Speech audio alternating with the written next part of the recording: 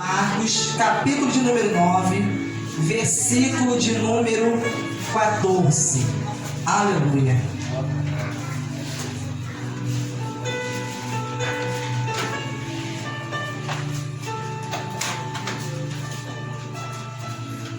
Glórias a Deus.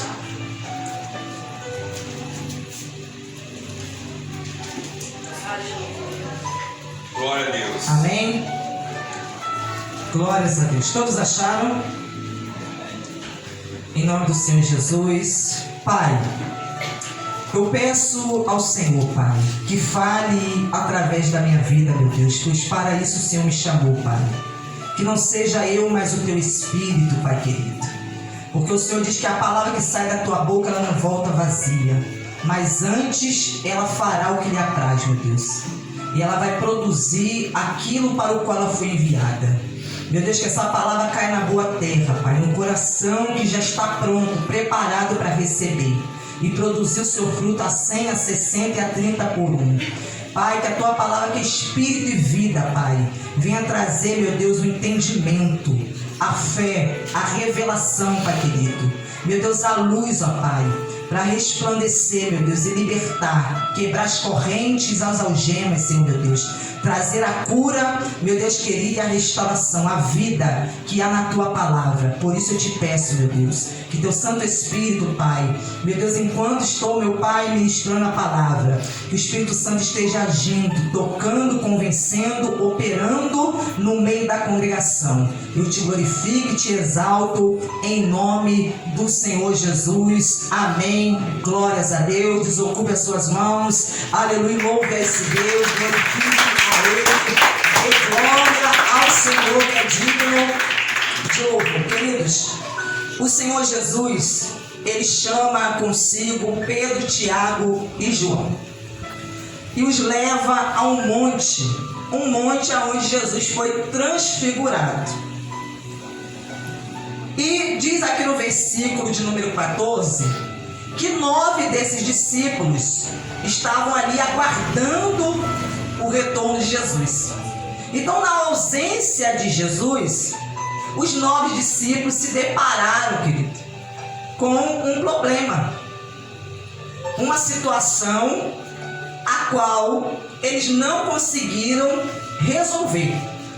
Não conseguiram resolver esse problema. E esse problema que surgiu, que eles estavam tentando resolver, porque eles tentaram ajudar uma pessoa que veio a eles desesperado e precisando de socorro. Era um pai que estava sofrendo porque estava vendo seu filho sofrendo. Então, a causa do sofrimento do seu filho levou esse pai a ir em busca de Jesus. Mas chegando aonde os discípulos estavam, esse pai não encontra Jesus. Jesus estava ausente.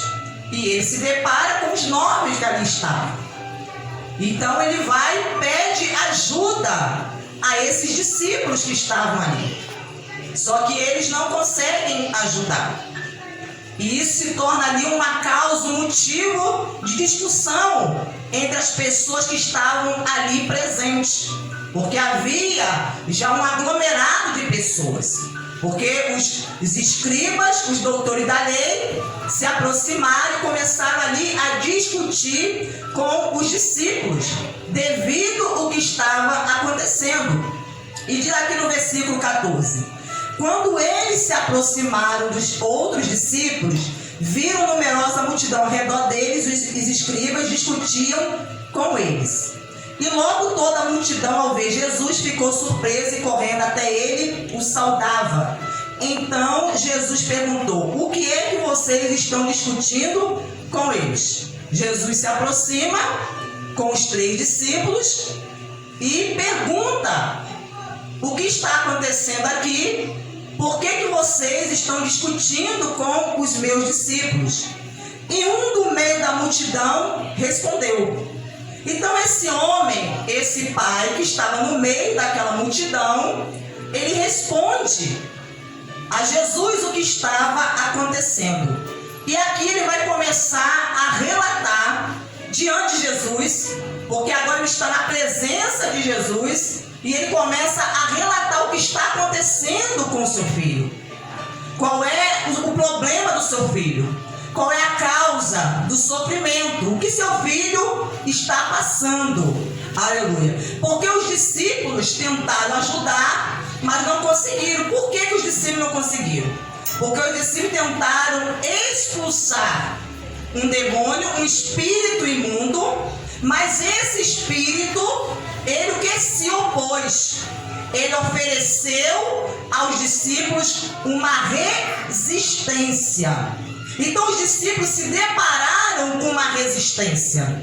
Esse espírito resistiu a eles de tal modo que eles acabaram se entregando. Eles acabaram, se entregando, cedendo àquela situação, àquela resistência do maligno. E eu quero trazer a você o significado de resistência. Resistência significa recusa a submissão à vontade de outro. Uma recusa à submissão à vontade de outro.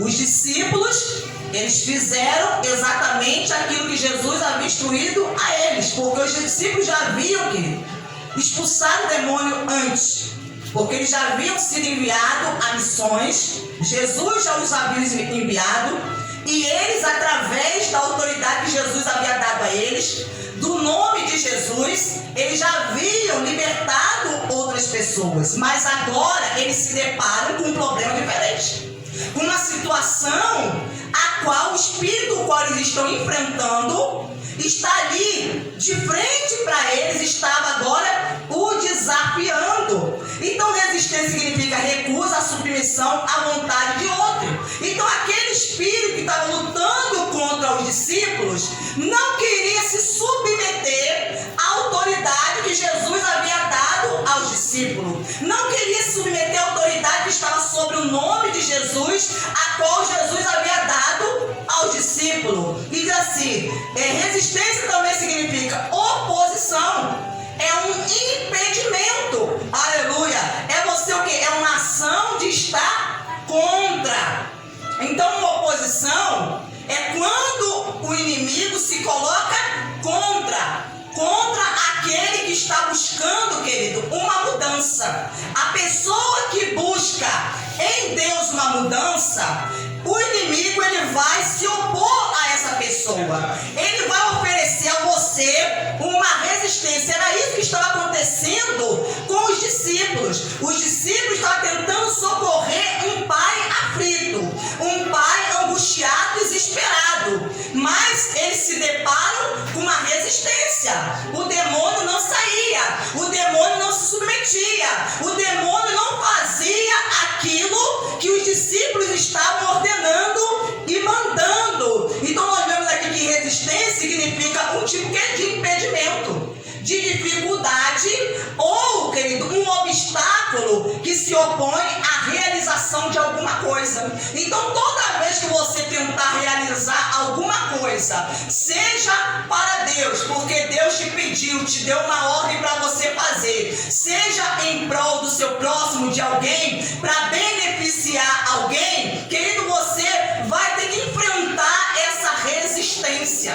Aleluia. Então agora esse homem está na presença de Jesus, e ele ali começa a conversar com Jesus, e ele fala: mestre, eu trouxe ao Senhor o meu filho. O Evangelho de Lucas vai dizer que esse filho era o único filho que esse homem tinha. Era o único filho. Então você imagina o desespero, a aflição desse pai. Ou como o coração desse pai estava vendo o seu filho naquela situação, naquela condição, que está possuído um espírito mudo.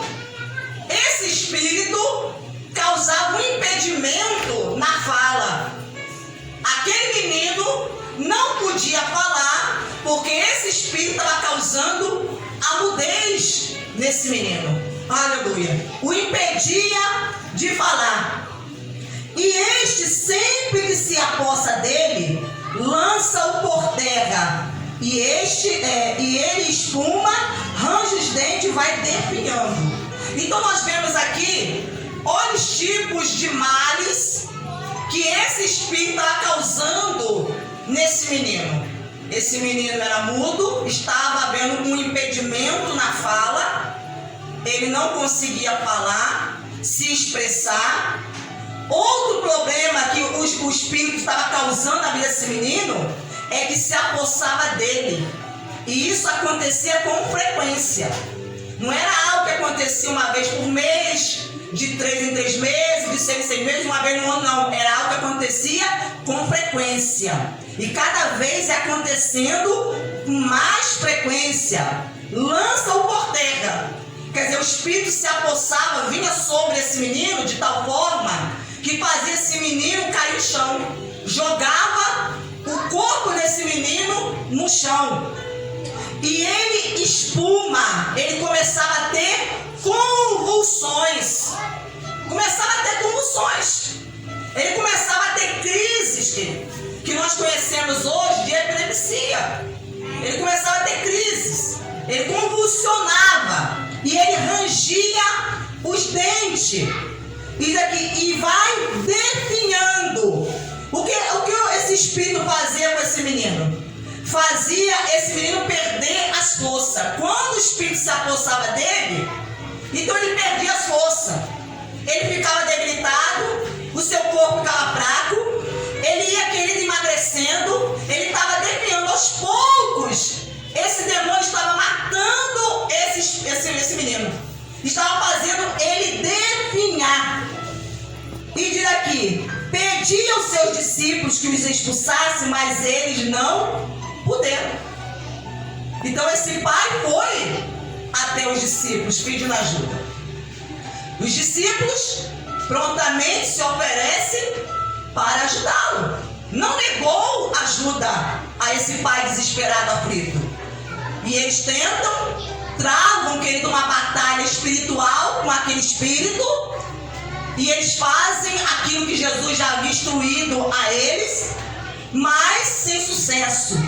Eles não têm êxito naquela batalha. Eles não têm êxito. Até que chega um momento que eles acabam cedendo. Eles acabam entregando os pontos. E eles, querido, ficam ali sem entender o que está acontecendo. E começam a se questionar. Na cabeça deles começa a haver questionamentos. Eles começam a se perguntar, a indagar o porquê. O porquê que nós não conseguimos ajudar esse menino? O porquê que nós não conseguimos expulsar esse demônio? Por que não conseguimos resolver esse problema? Essa situação que surgiu em nossa vida, o porquê? Aleluia. Então esse era os questionamentos. Havia na cabeça deles um ponto de interrogação. Aleluia. Que estava ali os inquietando, os incomodando, porque eles queriam saber o porquê. E assim, então Jesus exclamou: ó geração incrédula. Olha a reação de Jesus diante daquilo que o Pai fala para ele que aconteceu e que os discípulos não puderam. Ó geração incrédula. Incrédulo, a pessoa que está o quê? Falta de fé. Ó geração incrédula, até quando estarei com vocês? Porque Jesus sabia que ia chegar o dia dele ir ao Pai, de retornar ao Pai, de ele ascender ao céu. Jesus sabia que ele não ia estar, querido, permanentemente com os discípulos, fisicamente. Que ele iria morrer, iria ressuscitar e que ia ter que retornar ao Pai. Então ele fala: ó geração incrédula, porque ele percebeu que havia uma falta de fé nas pessoas que estavam ali presentes. Até quando estarei com vocês? Até quando terei de suportá-lo? Quando fala essa palavra, até quando terei de suportá-lo, Jesus estava querendo expressar que aquela incredulidade que estava fazendo sofrer. Que Jesus ele sofre quando a pessoa é incrédula. Sabe por quê? Porque quando a pessoa é incrédula, ela impede a ação de Deus na vida dela. Ela está impedindo a ação de Deus em sua vida. Ela está impedindo a salvação de chegar. Ela está impedindo a libertação de acontecer. Ela está impedindo a cura de se manifestar em seu corpo. Porque Jesus está falando, até quando eu vou ter que suportá-los? Porque ele vai falar, o dia vai chegar que eu não vou estar aqui mais fisicamente. E o que vai ser de vocês? Como que vocês vão lidar com essas situações, com esses problemas, com essas dificuldades que surgirem diante de vocês, com as pessoas que vierem até vocês pedindo socorro, pedindo ajuda? O que vocês vão fazer? Aleluia! Então Jesus, ele tem essa reação diante de si. Ele fala, tragam o menino até aqui. Tragam-me o menino. E eles o trouxeram. Quando ele viu Jesus, o Espírito imediatamente o agitou. Então, na presença de Jesus, aquele Espírito novamente se apossou do menino, o agitou com violência. E caindo ele por terra, revolvia-se. Quer dizer, o Espírito fazia com que ele se agitasse, mexia, se rolasse no chão, espumando, quer dizer, convulsionando. Jesus perguntou ao pai do menino, há quanto tempo isso está acontecendo com ele? Nós observamos aqui que Jesus não foi de imediato colocando as mãos sobre aquele menino e dando ordem para aquele espírito sair. Mas Jesus começa a ter uma conversa, está tendo uma conversa com o pai. Está tendo uma conversa com o pai. Porque o pai era responsável pelo menino. O menino estava debaixo da autoridade do pai. E Jesus queria saber há quanto tempo isso está acontecendo, esse problema. Há quanto tempo isso vem sucedendo. Há quanto tempo esse espírito está agindo, está fazendo isso na vida desse menino. Há quanto tempo ele está sofrendo com esses males. E o pai então responde, desde a infância. Então nós percebemos aqui que esse problema não era um problema recente. Um problema que havia acontecido há poucos dias, há poucas semanas, meses, não. Isso aqui que ele já havia levado alguns anos. Desde a infância, algo começou quando ele ainda era bem pequeno. O seu filho era bem pequeno. Aleluia, agora ele já estava grande, já estava um menino. Então começou já na primeira infância. Então agora ele já estava um menino, já havia crescido. E aquilo havia acompanhando, havia acontecendo com frequência na vida daquele garoto. Aleluia! E muitas vezes o tem lançado no fogo e na água para o matar. Porque era essa a finalidade desse espírito, matar esse menino. Então todas as vezes que o menino estava perto do fogo, ou próximo de uma fogueira, ou alguém que estivesse cozinhando, e aquele menino estivesse próximo ao fogo, o diabo se apossava dele e o lançava o corpo daquele menino de encontro ao fogo. Quando ele também estava próximo da água, próximo ao mar, próximo ao rio, alguma lagoa, algo que tivesse água, o espírito se apossava do menino para matá-lo o quê? Afogado. Então o diabo queria matá-lo queimado, o diabo queria matá-lo afogado. Então a finalidade do diabo era matar, seja de uma forma, seja de outra, era matar aquele menino, aleluia, né? E trazer o que? Sofrimento na vida do pai. Porque matando aquele filho, aleluia, também estaria matando o sonho daquele pai. Porque aquele pai tinha apenas aquele único filho. E diz assim, mas se o Senhor pode fazer alguma coisa, tenha compaixão de nós e ajude-nos. Então, olha o que o pai disse para Jesus, se o Senhor pode fazer alguma coisa. Ou seja, aquele pai, ele precisava de socorro, de ajuda, mas ele não tinha certeza se Jesus poderia fazer aquilo.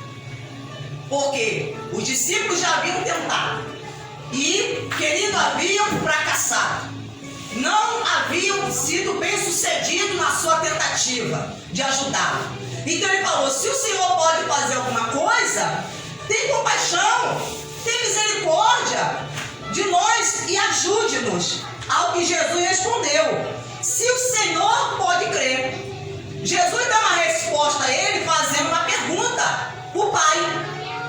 Jesus dá uma resposta fazendo uma pergunta. Se o Senhor pode crer, Jesus está falando para ele: se o Senhor pode crer, tudo é possível àquele que crê. O Senhor pode crer? Jesus está perguntando para ele: o Senhor pode crer que eu posso fazer essa libertação, essa cura na vida do seu filho? Se o Senhor pode crer, então tudo vai ser possível. Então seu filho vai ser curado, seu filho vai ser liberto. E imediatamente o pai do menino exclamou: eu creio.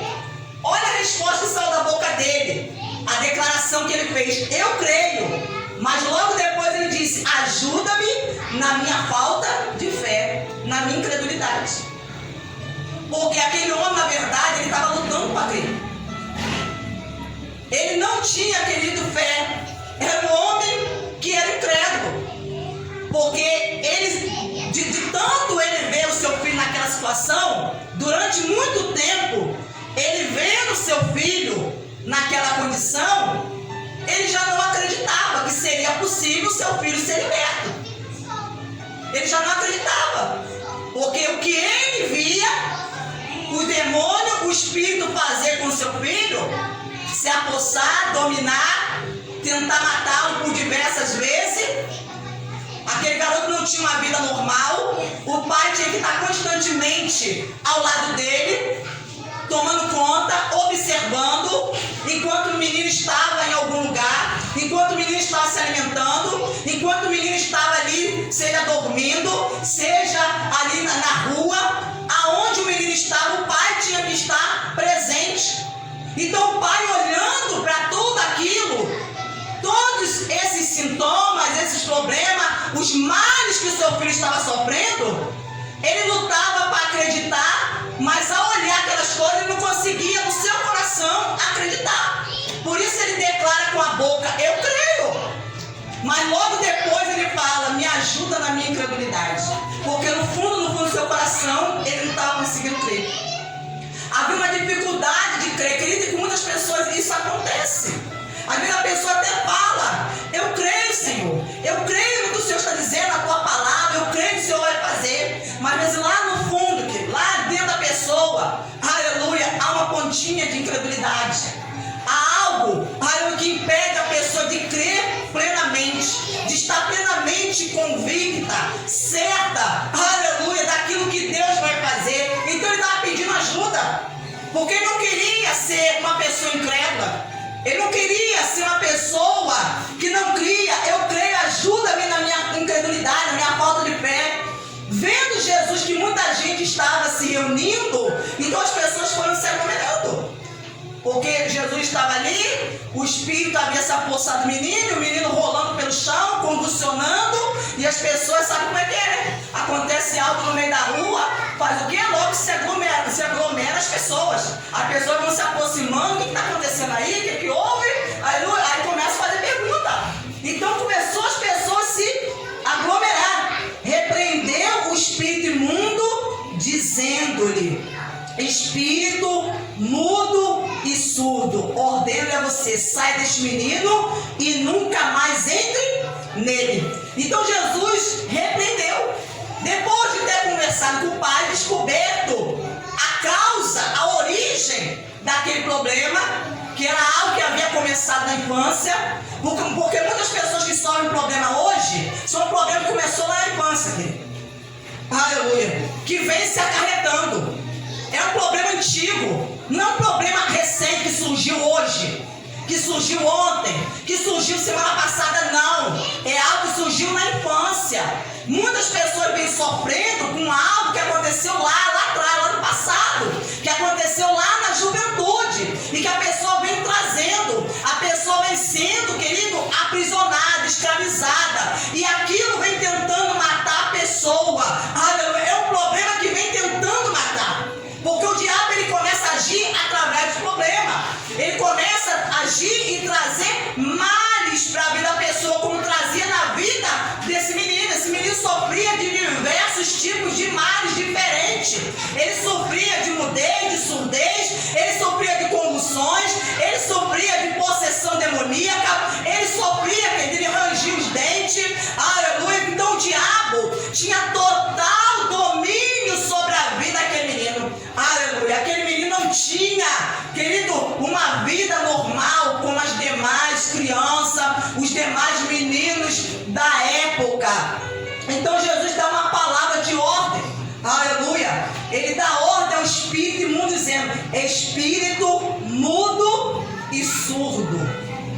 Aleluia.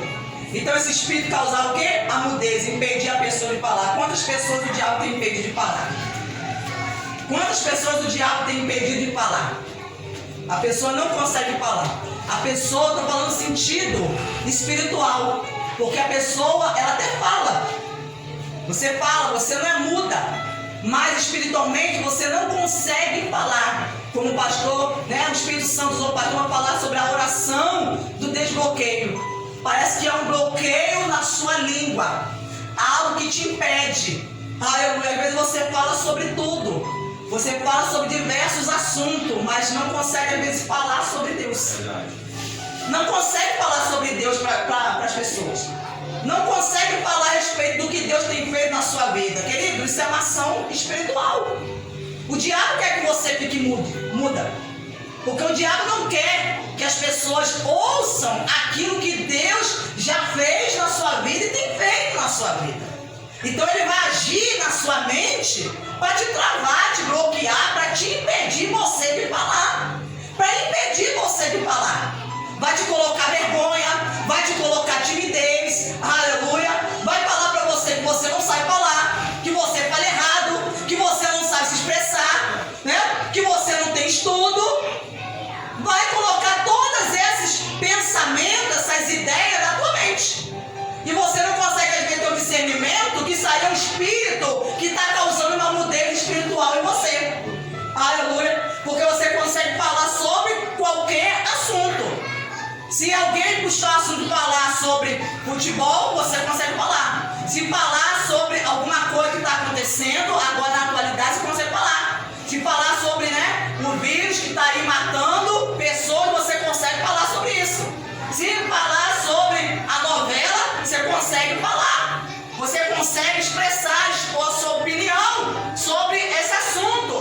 Mas quando se trata das coisas espiritual, a pessoa se sente travada. Quantas pessoas elas falam assim, poxa, eu senti, eu fui tocada para me falar com aquela pessoa, mas eu não consegui. Eu não sei o que aconteceu comigo, porque eu não consegui. Olha, fiquei com medo, minha boca travou, eu fiquei me tremendo, e eu estava no meu coração aquela vontade de falar, já estava quase abrindo a boca para falar, mas não consegui. Eu não consegui falar. O diabo está lutando contra você aqui. Há uma resistência. Há uma resistência na sua vida espiritual. O diabo causava surdez, impedia esse menino de ouvir. Impedia. Quantas pessoas, querido? O diabo causa surdez espiritual. A pessoa não é surda fisicamente, ela ouve bem, mas espiritualmente os seus ouvidos espirituais estão surdos. A pessoa não consegue ouvir. A pessoa às vezes está aqui na igreja fisicamente, mas a mente da pessoa às vezes está tão longe que quando a pessoa sai daqui, se você perguntar, fulano, o que foi pregado? Alguém perguntar, não sabe que eu não sei. Olha, não sei o que foi pregado, me esqueci. Surdez espiritual, querido. Surdez, não lembro. Não lembro o que foi pregado, não consegui guardar. Não consegui guardar o que foi pregado. Eu sei que foi pregado, foi falado tantas coisas lá, mas não guardei, não consegui guardar quase nada. Aleluia. Então o diabo ele causa uma surdez na pessoa. Aleluia. Ou quando a pessoa às vezes ouve de uma maneira errada. Uma coisa que acontece muito, que no meio do povo de Deus, é o diabo fazer a pessoa ouvir as coisas de maneira distorcida. Algo está sendo pregado, o Espírito Santo está falando sobre determinado assunto na palavra de Deus, mas a pessoa ela ouve de maneira distorcida, ela entende totalmente o contrário daquilo que foi falado. Aleluia. E muitas vezes a pessoa sai dali, às vezes invocada, chateada, aborrecida. Aleluia. Por quê? Porque não entendeu aquilo que estava sendo falado. Porque esse espírito está atuando e trabalhando para causar a surdez nas pessoas, para impedir as pessoas de ouvir como Deus quer que as pessoas ouçam. E eu lhes ordeno a você, saia deste menino e nunca mais entre nele. Então depois que Jesus deu a ordem, falou nunca mais entre nele. Por quê? Porque o diabo ia tentar entrar novamente, querido. Porque o que Jesus falou falou, quando o espírito imundo sai do homem, ele anda pelo deserto, lugares áridos, e ele não encontra repouso, e ele diz consigo mesmo, eu vou voltar para minha casa, de onde eu saí. É assim que o espírito age. Ele fala, vou voltar para aquela vida, para aquele corpo. Então por isso Jesus falou, ó, você saia desse menino e não entre mais nele. Proibiu. Eu te proíbo de entrar nesse menino, de retornar ao corpo dele, de se apoderar